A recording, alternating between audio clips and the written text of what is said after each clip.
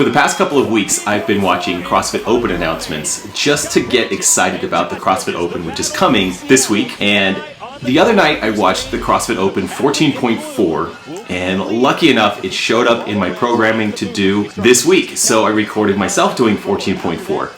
The funny thing about this particular workout, I did this workout the first year that I started getting healthy, getting fit. This was my first CrossFit Open in 2014. I was pretty excited about this workout. I could do toes to bar. I could do power cleans at 135 pounds. I could do wall balls. They were all really hard for me, but I could do them. And it was always exciting to have a CrossFit Open workout that was full of movements I could do at the time. The only glitch was that I couldn't do ring muscle ups. I had not been able to accomplish that at that point.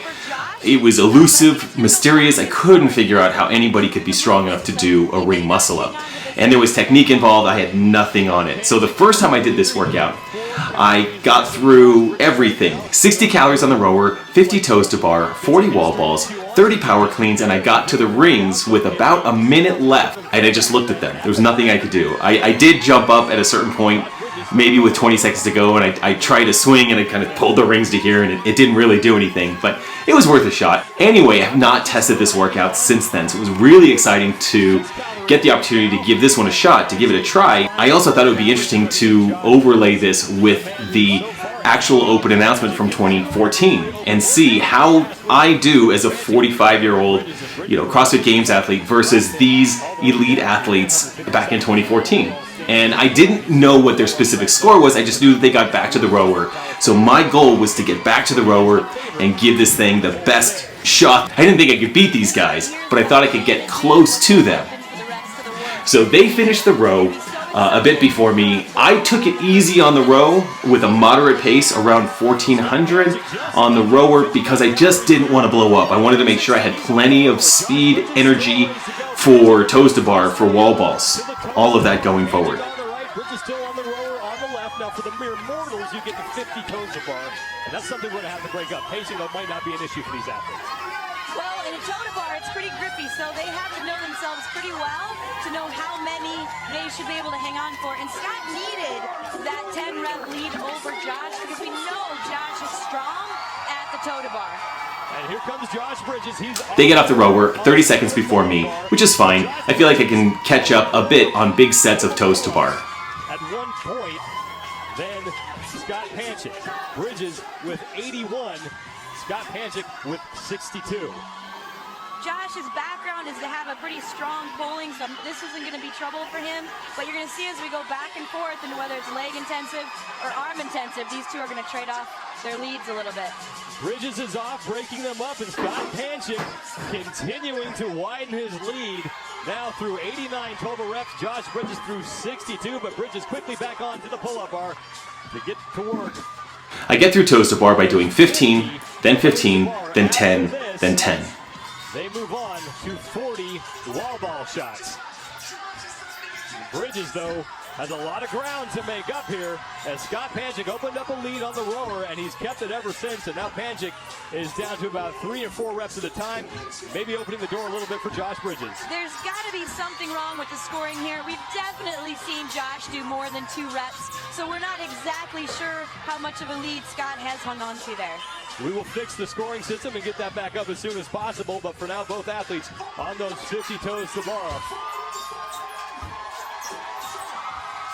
Panchik on the back end now of his toes to bar, and he will move on to those 40 wall ball shots. Josh Bridges breaking as well, but it seems like he's spending less time on the ground than Panchik when they pop off the pull-up bar. You've got to believe that this is planned on how much they're going to rest here. And now Panchik is on to the wall balls. 40 wall balls for Scott Panchik at a 10-foot target, and Josh Bridges still on the pull-up bar. Now Bridges is done, so Bridges has managed to cut into Panchik's lead just a bit. Now let's keep in mind that these two guys right now are going head-to-head, but there is a bigger picture they need to keep in mind when it comes to the Open. Most definitely. They're going against the world right now. They want to stay ahead of each other for show, but they're going against the world.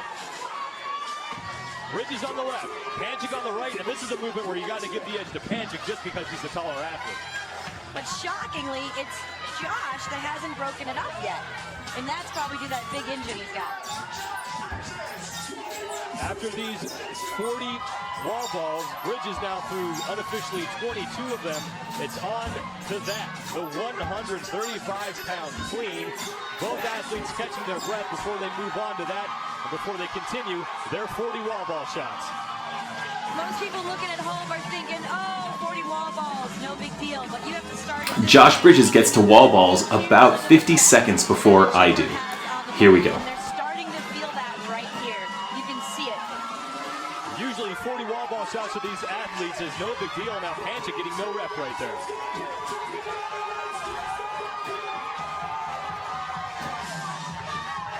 Bridges on the left, Panchik on the right. And right now, it seems like they're neck and neck. 5 to go for Josh Bridges, 4 to go for Bridges. Panchik is done. Panchik moving on the barbell, but Bridges is hot on his heels. And Josh Bridges is now on the barbell as well. Panchik is through 1 rep, and Bridges taking his time getting there, trying to catch his breath. And now he will get to work on his 30 cleans.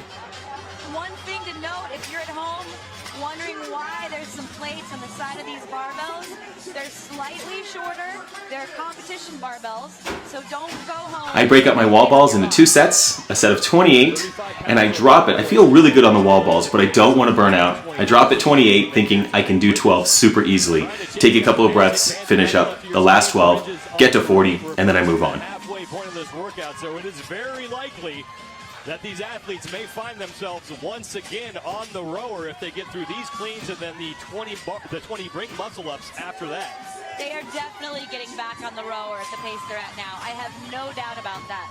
But what really sticks out to me is the pain that these guys are going through with 30 cleans at 135. That is not a heavy weight for them. Generally, they would be able to get this done in about 60 seconds. That is certainly not happening. You know that these athletes are tired when they're breaking up 135 pounds into singles. And you talked about it a little bit earlier, the cumulative... They start their power cleans about a minute before me. Totally cool. After this, They are 20 years younger than me. I'm okay with it. 20 muscle-ups unbroken for both of these athletes would not be a big deal. But after all this work, that's going to be a challenge. I believe the muscle-ups will be the slowest portion. They're probably going to break them up into maybe 3, maybe 5. We'll see.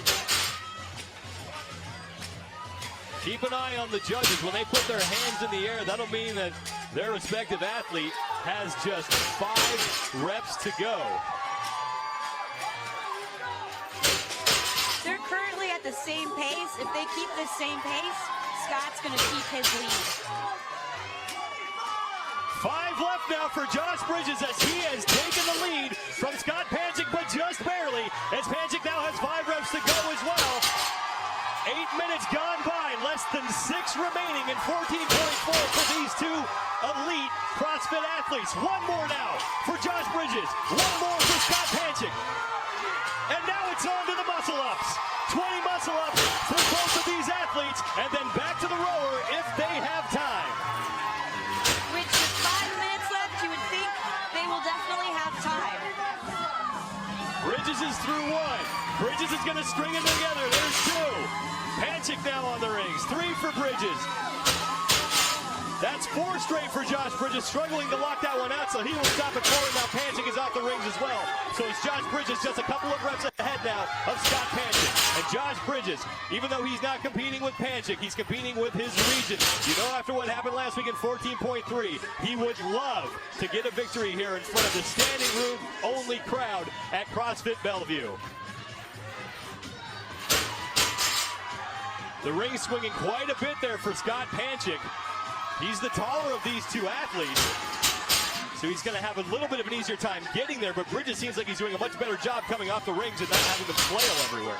This time between reps that you're seeing is really going to be what kills them. If they can decrease that just a little bit, they're going to have considerable more calories on that rower. Bridges continuing to chip away past the 9.5-minute mark. Panchik is back on the rings. Again, keep your eye on the judges in the black shirts. When they put their hands in the air, it means 5 reps to go. Bridges still with a slight lead, though, on Scott Panchik. And these 2 athletes are gassed right now. as they go through the 20 ring muscle-ups. So look at those rings on the right, swinging around for Scott Panchik. He's taking rest time, so not a big deal, but if he was trying to get back up there, that's a problem. It is, but watch Josh as he comes down. He's lowering himself, and that extra loading to lower yourself can be way more fatigue on the arms. So there's kind of benefits. As I move into ring muscle-ups, they've been at ring muscle-ups for quite a bit longer than me. They built a bit more of a lead. They went faster on their power cleans. I paced the power cleans a little bit more slowly. My thought process again was, I'm just gonna chip away at these power cleans, not crazy aggressive, so that I know that I can get through the ring muscle-ups without absolutely blowing up my shoulders and not being able to do muscle-ups anymore. On the rower for another round of 14.4. This is going to be all about digging deep and mental and your confidence and not letting go of those rings right now. The crowd urging both of these athletes on through the final portion of their first rounds. And now, just 3 minutes to go. Bridges now in his final 4 reps, it looks like. And then he'll go back to the rower. So Josh Bridges was last off the rower. Panchik had a lead on the toes bar. Bridges chipped away at it, finally took it on the cleans, and now Josh Bridges has a slight lead on Scott Panchik, who now has 4 reps to go. Bridges is through 18. The crowd coming alive here, urging the athletes on. 11 and a half gone by. Bridges on his last muscle up, but he's going to get 2 in a row. Josh Bridges locking that out, and he's going back to the rower. Josh Bridges in the lead. He's through 1 round and wasting no time. Getting back on the concept 2. 60 calories. Every calorie counting as a rep here for Josh Bridges. With 20 seconds, folks, don't worry about putting your feet in. Just pull. I did get the ring muscle-ups done in sets of 5. Decent rest between each set, but I was able to complete sets of 5. That just felt appropriate for me in this workout. Bridges on the left, Panchik on the right. 2 minutes to go. If they can knock out 60 calories, it's back to the pull-up bar for 50 toes to bar. I think that is slightly unlikely, but we'll see. They have shocked us before in their amazing performances. Looking at Bridges' display, he's through 7, now 8 calories. So he's going to have to put on a pretty good push here to get to that 60. He was on the rower first, but Scott Panchik was a little faster the first time, so he may be able to close that gap here. Approaching the 13-minute mark, and we'll have 60 seconds to go in 14.4. You know, after those muscle-ups, I did gain a minute back on Josh Bridges on the ring muscle-ups, which was awesome to gain back an entire minute right there. But that means he did still get on the rower a minute before me. He got on at around the 12-minute mark. I got on at around the 13-minute mark in a couple of seconds. I did have to switch my rower around so I was facing the clock and I'd know when to stop. I didn't really think about that prior to the workout, but it's okay. It only cost me a couple of seconds. On that last row, I did give it a good push. For me, a good push at the end of a workout like that is between 15 and 1600 calories. An hour is how that's measured.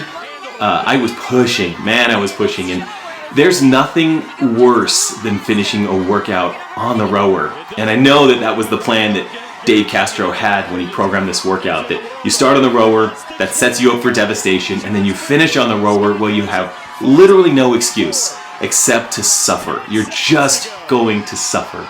And we did, and that was fun. When it comes to the end of the workout had 200 reps, and if you got back on the rower, you were adding an additional rep, 201, 202, 203. So I got 221 reps, Josh Bridges got 244, Scott Panchik got 250. So all in all, super fun to be able to do it again, especially after having just watched it and knowing that the first time I did it, I couldn't even do a ring muscle up. So that's progress. Feeling good, enjoyed doing this, and if you like my content, subscribe, click the like button to help support the channel going forward. See you next time.